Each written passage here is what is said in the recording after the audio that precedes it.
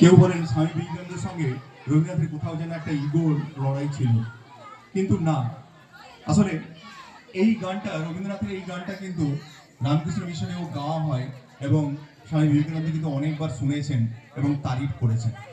যাই হোক, এবারে আপনাদের সামনে নতুন একটি গান পরিবেশিত হবে।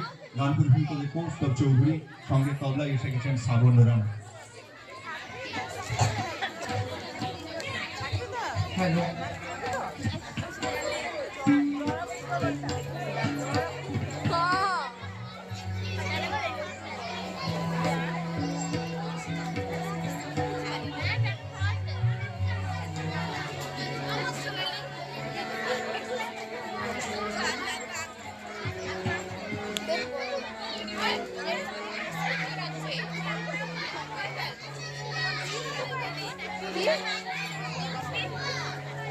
কি হবে?